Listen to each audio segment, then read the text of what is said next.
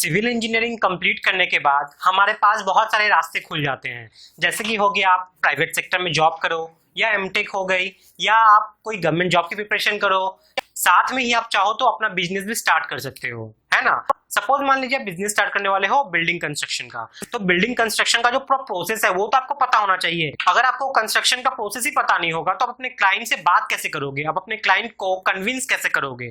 तो उसके लिए आपको पूरा कंस्ट्रक्शन प्रोसेस ऑफ बिल्डिंग ये पता होना चाहिए। और उसी में से एक सबसे इंपॉर्टेंट पार्ट है, नगर निगम में हम अपने प्लान को जो प्रोसेस करवाते हैं, अप्रूवल करवाते हैं, उसका पूरा प्रोसेस जानना।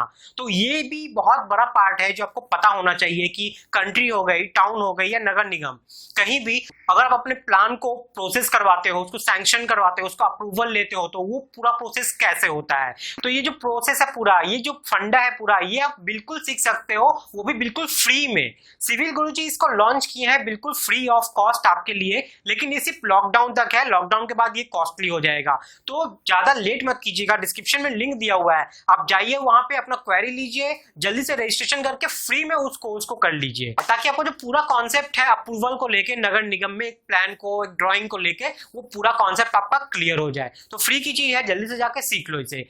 वो कहते हैं ना, फ्री की नॉलेज है, जहां से मिले बटोर लिया करो। तो जल्दी जाओ और बटोर लो उसको, डिस्क्रिप्शन में लिंक है। इसके साथ ही मैं आपको आज पूरा प्रोसेस बताने वाला हूं कि अगर आप अपना बिजनेस चालू करना चाहते हो तो क्या क्या चीज आपको पता होना चाहिए जनरली, ठीक है। एक बिल्डिंग कंस्ट्रक्शन प्रोसेस के बारे में जनरली क्या से क्या स्टेज आता है, क्या से क्या स्टेज आता है, मैं आपको क्या करता हूँ यहाँ पे आज आपको समझाने की कोशिश करूंगा छोटे से वीडियो में। तो इसके लिए आपको वीडियो को एंड तक देखना होगा, वीडियो को एंड तक देखिएगा ताकि मैं आपको पूरा चीज क्लियर कर पाऊं, ठीक है। तो चलिए वीडियो की तरफ आगे बढ़ते हैं। हमारे चैनल से जुड़ने के लिए सब्सक्राइब बटन को जरूर दबाएं, और आप चाहते हैं कि नोटिफिकेशन आपको रेगुलर मिलता रहे तो इस नोटिफिकेशन बेल को जरूर दबाइएगा। इससे जब भी मैं वीडियो डालूंगा सबसे पहले वो नोटिफिकेशन आपके पास चला जाएगा। मेरे प्लेलिस्ट में जाओगे तो प्लेलिस्ट में आप देखोगे बहुत सारा प्लेलिस्ट है। बीबीएस का हो गया, आईएएस कोड लेक्चर का हो गया, क्वांटिटी एस्टिमेट, इंटरव्यू से related question, concrete technology, checklist हो गई सिविल की, कॉन्क्रीट वॉल्यूम, सर्वेइंग, ये सब पे बहुत सारी वीडियोज है। आप जाके इन सब वीडियोज को देख सकते हैं और इसका फायदा उठा सकते हैं ताकि आपके इंटरव्यू में आपको बहुत सारी हेल्प हो। तो चलिए आज का वीडियो स्टार्ट करते हैं। तो ये बिल्डिंग प्रोसेस में, ये बिल्डिंग कंस्ट्रक्शन प्रोसेस में सबसे पहला पार्ट आता है आपका क्लाइंट रिक्वायरमेंट का। आपको पहले पता करना होगा कि क्लाइंट की रिक्वायरमेंट क्या क्या है, क्लाइंट क्या क्या चीज चाहता है अपने घर में। बेडरूम जो बनाएगा उस बेडरूम का साइज कितना होना चाहिए, किचन अगर लेगा तो किचन किस दिशा में होना चाहिए, कितना बाई कितना होना चाहिए। साथ में टॉयलेट की बात करें तो टॉयलेट उसको अटैच चाहिए या कॉमन चाहिए या दोनों चाहिए। ऐसे ही बहुत कुछ, जैसे सीढ़ी हो गया, बैल्कनी का प्रोविजन हो गया, ऐसे बहुत कुछ जो की रिक्वायरमेंट रहती है क्लाइंट के अंदर में। क्लाइंट जब अपना घर बनाता है तो वो अपने हिसाब से बनवाना चाहता है। अगर आप अपने हिसाब से बनाओगे तो शायद उसको पसंद नहीं है, इसलिए हम लोग को क्या करना पड़ता है, क्लाइंट के साथ मीटिंग शेड्यूल करना पड़ता है। और ये मीटिंग हमारे आर्किटेक्ट और सिविल इंजीनियर्स दोनों को मिलाकर होगा, ठीक है। क्योंकि आर्किटेक्ट आपका एलिवेशन वगैरह सब बना देगा, प्लान वगैरह बना देगा, और सिविल इंजीनियर या स्ट्रक्चरल इंजीनियर जो हो गया वो क्या करेगा, वो आपको पूरा उसको स्ट्रक्चरली सेव करेगा। तो उसमें क्या होता है, उस मीटिंग में क्लाइंट जो है वो अपना पूरा व्यू, वो अपना पूरा रिक्वायरमेंट आपको बताते हैं। तो क्लाइंट की बात सुनने के बाद आर्किटेक्ट क्या करता है, अपना व्यूज, अपना प्रपोजल सामने रखता है कि हाँ भैया ऐसा ऐसा ऐसा है, आपको इनमें से कौन सा ठीक लग रहा है। तो क्लाइंट और आर्किटेक्ट म्यूचुअली बैठ के इसको फाइनल करते हैं। अगर आर्किटेक्ट के प्रपोजल से क्लाइंट सेटिस्फाई हो जाता है तो फर्दर वो ड्राइंग क्या होता है, आगे चला जाता है आगे के प्रोसेस में। नेक्स्ट प्रोसेस है हमारा सबमिशन ड्राइंग। तो हम लोग ऑटो कैड में क्या करते हैं, अब उस ड्राइंग को बनाते हैं। जो प्रपोजल हमारा बना है पेपर पे, अब उसको क्या होता है, हम लोग ऑटो कैड में बनाते हैं, ताकि जब इंजीनियर्स उसको बनाए तो अच्छे तरीके से समझ सके। पूरा छोटा से छोटा डिटेलिंग क्या होता है वहां पे रहता है। आपका नक्शा कितना बाई कितना का होगा, आपका रूम कितना बाई कितना का होगा, दरवाजा कितना बड़ा कितना चौड़ा, सब चीज पूरा डिटेलिंग। आपके बाथरूम में क्या क्या रहेगा, आपके बेडरूम में क्या रहेगा, आपके लिविंग डाइनिंग में क्या रहेगा, पूरा डिटेल नॉलेज उस ड्राइंग में रहता है। सेप्टिक टैंक से लेके रेन वाटर हार्वेस्टिंग टैंक भी अगर आप बनाते हो कोई सिस्टम, तो वो सब लेके भी सारा डिटेल्स उस ड्राइंग में रहता है। उसके बाद स्टेप 4 में हमारा आ जाता है अप्रूवल प्रोसेस फ्रॉम नगर निगम, या सिटी में अगर आप हो तो वहां से, या किसी पंचायत सिटी में हो तो वहां से। तो जहां का जैसा रूल है, जैसा भी है, वहां से आपको अप्रूवल लेना पड़ता है वो ड्राइंग का, उसको सैंक्शन करवाना पड़ता है। तो वहां से इंजीनियर्स विजिट करते हैं, आपके साइट पे आकर देखते हैं कि हाँ जो प्लान बना है वो सारे नॉर्म्स के हिसाब से सही है कि नहीं है। तो ये सब चेक होने के बाद आपका प्रोसेस जो है वो फाइनल होता है और आपका ड्राइंग जो है सैंक्शन होता है। उसके बाद क्या करते हैं आर्किटेक्ट, उस प्लान को वो क्या करते हैं 3D में तब्दील करते हैं, ताकि आप देख पाओ कि आपका जब बिल्डिंग बनेगा वो बनने के बाद कैसा दिखेगा आपको। तो ये बहुत ज्यादा चाहत होती है क्लाइंट के अंदर में कि मैं अपने प्रोजेक्ट का, मैं अपने बिल्डिंग का 3D व्यू जरूर देखूं। तो उसके लिए हम लोग यूज करते हैं रेविट हो गया, 3D मैक्स हो गया, गूगल स्केचअप है वो भी हो गया। जिसमें सबसे इजी वे में जो सॉफ्टवेयर हम लोग यूज कर पाते हैं और जो फ्रेंडली है बहुत हम लोग से, वो है रेविट। ठीक है, तो रेविट का यूज हम लोग यहाँ पे करते हैं, जिसमें हम लोग चाहे तो वॉक थ्रू भी बना सकते हैं। मतलब जब अपने घर के अंदर घुसोगे ना, तो वो घर में सोफा कहाँ पे रखा हुआ है, टेबल कहाँ पे रखा हुआ है, डाइनिंग टेबल कहाँ पे रखा हुआ है, ये सब चीज दिखेगा आपको। और ये चीज पता है आपको, तो आप क्लाइंट को और इजीली कन्विंस कर पाओगे उस चीज के लिए, है ना। उसके बाद बारी आ जाती है स्ट्रक्चरल इंजीनियर की, जो कि उस पूरे आर्किटेक्चरल के बेस्ड पे उसके अंदर सरिया घुसाते हैं, बीम का साइज फ्रीज करते हैं, कॉलम का साइज फ्रीज करते हैं। ठीक है, अगर कुछ यहाँ पे प्रॉब्लम होती है, नहीं मुझे यहाँ पे इतना बड़ा कॉलम डालना है बट आर्किटेक्चरल का जो प्लान है वो यहाँ पे मैच नहीं कर रहा है, तो वो क्या करते हैं, स्ट्रक्चरल इंजीनियर आर्किटेक्चरल इंजीनियर के संग बात करते हैं कि आप थोड़ा यहाँ पे इस चीज को चेंज कर दीजिए। उन लोग आपस म्यूचुअली में बात करके ड्राइंग को फाइनल करते हैं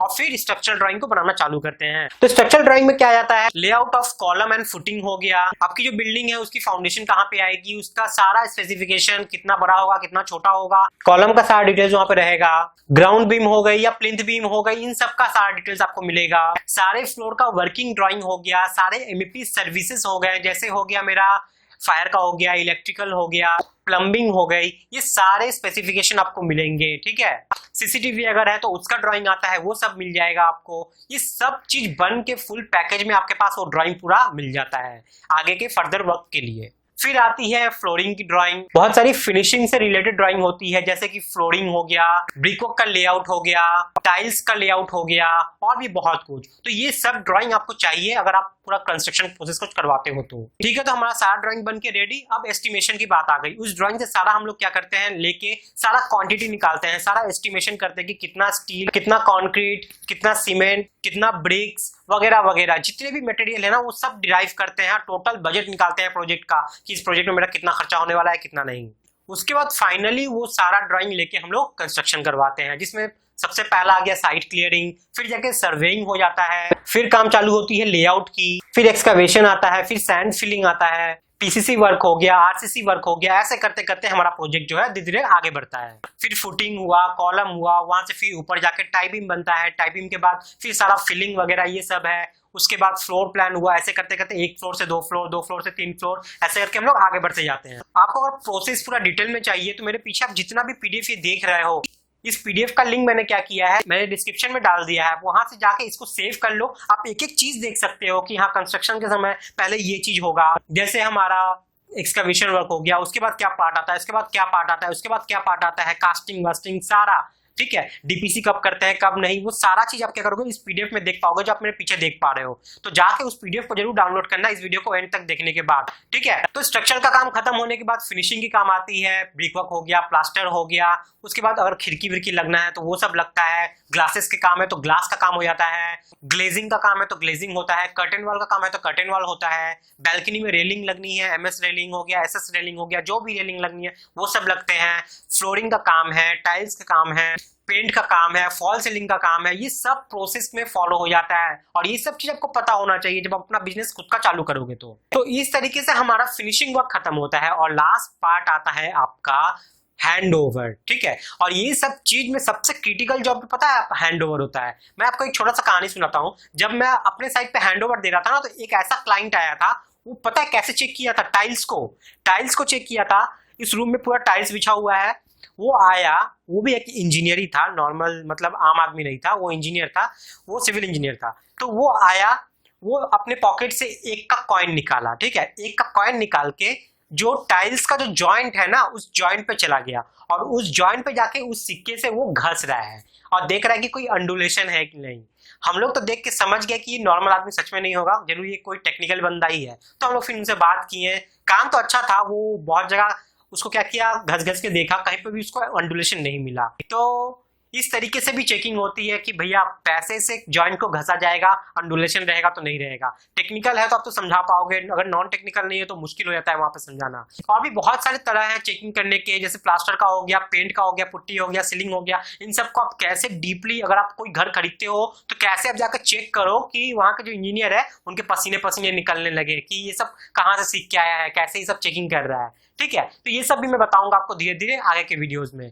तो मैं आपको बोलूंगा फ्री का जो कोर्स मैं बताया सिविल गुरुजी की तरफ से, वो जाके आप जरूर देख लीजिए। मैंने डिस्क्रिप्शन में उसका लिंक डाल दिया है, जाके फ्री में उसको जरूर कर लीजिए। अब मैं सिविल गुरुजी के बारे में एक खास बात बताता हूँ। वहां पे एक ऑफलाइन कोर्स करवाया जाता है, साइट पे विजिट करवा के, ऑनलाइन नहीं ऑफलाइन। आपको वहां पे जाना पड़ेगा उनके पास, और वहां पे मेस हॉस्टल सब सुविधा उपलब्ध है, आप वहां पर रह के ये काम सीख सकते हो। ठीक है, साइट पे आपको अलग अलग साइट पे विजिट करवाया जाएगा और एक एक चीज प्रैक्टिकली आपको सिखाई जाएगी।